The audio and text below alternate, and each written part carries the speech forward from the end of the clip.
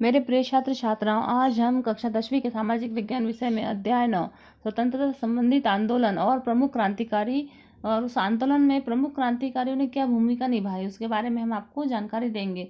देखिए, प्रमुख क्रांतिकारी, यह दीर्घ उत्तरीय के प्रश्न क्रमांक दूसरे का आंसर भी है कि प्रमुख क्रांतिकारियों की स्वतंत्रता के लिए क्या क्या भूमिका थी, तो आपको इसको नोट भी करना है। तो खुदीराम बोस, सबसे पहले देखिए खुदीराम बोस तो 1908 में सेशन जज किंगफोर्ड की गाड़ी में बम फेंकने के कारण बेड़ी रेलवे स्टेशन पर इन्हें गिरफ्तार कर लिया गया था और 11 अगस्त 1908 को इन्हें फांसी दे दी गई थी। अशफाक उल्ला खां को 19 अगस्त 1925 को काकोरी डाकगाड़ी डकैती केस के अभियोग में बंदी बना लिया गया और 18 दिसंबर 1927 ईस्वी को फांसी दे दी गई थी। ऊधम सिंह 13 मार्च 1940 को सर माइकल वो डायल को कैक्सटन हाल लंदन में गोली मारने के कारण इन्हें गिरफ्तार कर लिया गया और 12 जून 1940 ईस्वी को इन्हें भी फांसी दे दी गई थी। भगत सिंह सांडाले की हत्या और सांडाले की हत्या 8 अप्रैल 1929 को केंद्रीय विधानसभा में बम फेंकने के सिलसिले में इन्हें गिरफ्तार किया गया और सांडाले की हत्या केस में मौत की सजा दी गई और 23 मार्च 1931 को फांसी दे दी गई। सुखदेव सांडाले की हत्या केस में मौत की सजा दी गई और 15 अप्रैल 1929 को इन्हें भी गिरफ्तार किया गया और 23 मार्च 1931 को भगत सिंह के साथ इन्हें भी फांसी दे दी गई थी। भगत सिंह, सुखदेव और फिर देखते हैं बटुकेशव दत्त। भगत सिंह के साथ केंद्रीय असेंबली में बम फेंकने के कारण इन्हें गिरफ्तार किया गया और इन्हें आजीवन कारावास की सजा दी गई। चंद्रशेखर आजाद काकोरी डाकगाड़ी डकैती केस के मुख्य अभियुक्त तथा अंग्रेजी सरकार ने उन्हें जिंदा या मुर्दा पकड़ने के लिए 30,000 रुपये का पुरस्कार घोषित किया और 23 फरवरी 1931 को अल्फ्रेड पार्क इलाहाबाद में शहीद हो गए। मास्टर अमित चंद, दिल्ली षड्यंत्र के प्रमुख क्रांतिकारी अमित चंद फरवरी 1914 में वायसराय लॉर्ड हार्डिंग की हत्या करने के आरोप में इन्हें बंदी बना लिया गया और 8 मई 1915 को उनको 4 साथियों के साथ उन्हें फांसी की सजा दी गई। अवध बिहारी, दिल्ली षड्यंत्र केस में लाहौर बम कांड के आरोप में फरवरी 1914 को इन्हें भी बंदी बना लिया गया और 8 मई 1915 को इन्हें फांसी दे दी गई।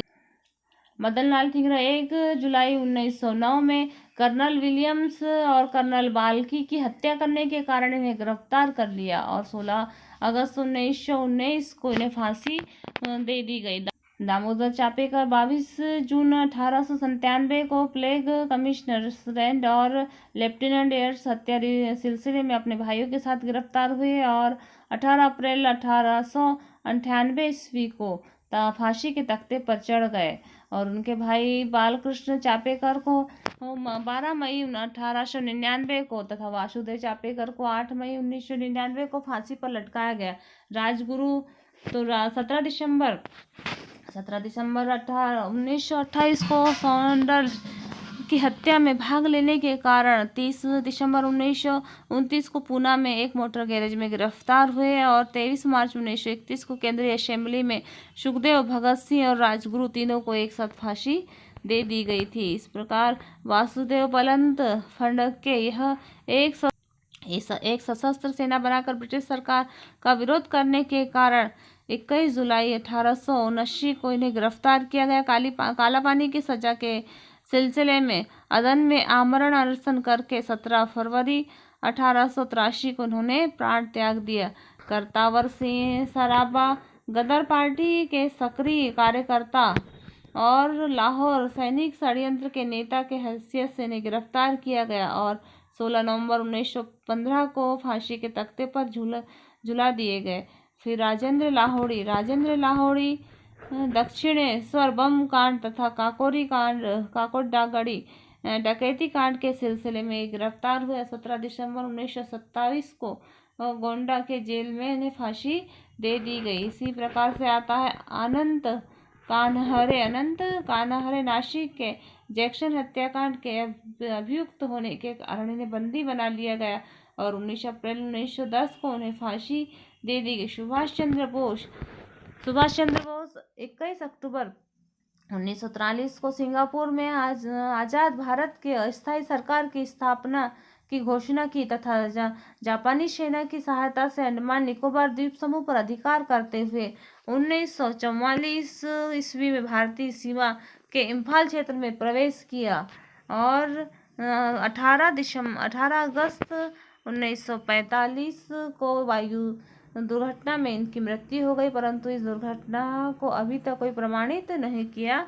गया है। विष्णु गणेश पिंगल 31 मार्च 1915 ईस्वी को विस्फोट बमों के साथ गिरफ्तारी हुई और 17 नवंबर 1915 ईस्वी को उन्हें फांसी दे दी गई। ब्रज किशोर चक्रवर्ती मिदनापुर के जिला मजिस्ट्रेट बर्ज पर गोली चलाने के आरोप में 2 सितंबर 1933 ईस्वी को गिरफ्तार हुए।